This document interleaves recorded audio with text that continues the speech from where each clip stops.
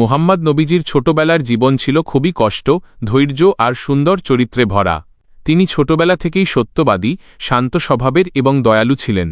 তাই মানুষ তাকে আল আমিন অর্থাৎ বিশ্বাসী মানুষ বলে ডাকত। নবীজি হজরত মুহাম্মদ সাল্লাল্লাহু আলাইহি ওয়াসাল্লাম জন্মগ্রহণ করেন মক্কা নগরীতে। তার পিতার নাম ছিল আবদুল্লাহ ইবন আবদুল মুত্তালিব এবং মাতার নাম ছিল আমিনাহ বিনত ওয়াহব। নবীজি জন্মের আগেই তার পিতা ইন্তেকাল করেন, তাই তিনি জন্ম থেকেই এতিম ছিলেন। ছোট্ট শিশুকে নিয়ে তার মা অনেক কষ্টে জীবন কাটাতেন। আরবের নিয়ম অনুযায়ী শিশুদের ছোটবেলায় গ্রামের নির্মল পরিবেশে বড় করা হতো, তাই ছোট নবীজিকে দুধমা হালিমাহ আল সাদিয়াহের কাছে দেওয়া হয়। হালিমা রাহ ছিলেন খুব গরিব, কিন্তু নবীজি তার ঘরে যাওয়ার পর আশ্চর্য রকম বরকত নেমে আসে। শুকনো উট দুধ দিতে শুরু করে, ঘরে শান্তি আসে এবং তাদের রিজিক বেড়ে যায়। হালিমা রাহ নবীজিকে খুব ভালোবাসতেন।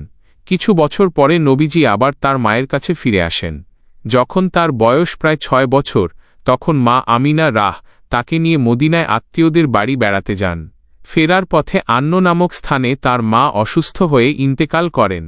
এত ছোট বয়সে মা হারিয়ে নবীজি একেবারে একা হয়ে যান। তখন তার চোখে অশ্রু ছিল, কিন্তু তিনি ধৈর্য ধরেছিলেন। এরপর তার দাদা আব্দুল মুত্তালিব তাকে নিজের কাছে নিয়ে লালন পালন করেন। দাদা নবীজিকে খুব ভালোবাসতেন। কাবা শরীফের পাশে তিনি যেখানে বসতেন সেখানে কাউকে বসতে দিতেন না, কিন্তু ছোট নবীজি সেখানে বসলে কিছু বলতেন না। তিনি বলতেন, আমার এই নাতির ভবিষ্যৎ খুব মহান হবে। কিন্তু দুঃখের বিষয়, 2 বছর পর তার দাদাও ইন্তেকাল করেন। তখন নবীজির বয়স মাত্র 8 বছর। এরপর তার চাচা আবু তালিব তাকে নিজের সন্তানের মতো লালন পালন করেন। যদিও আবু তালিব গরিব ছিলেন, তবুও তিনি নবীজিকে অনেক ভালোবাসতেন।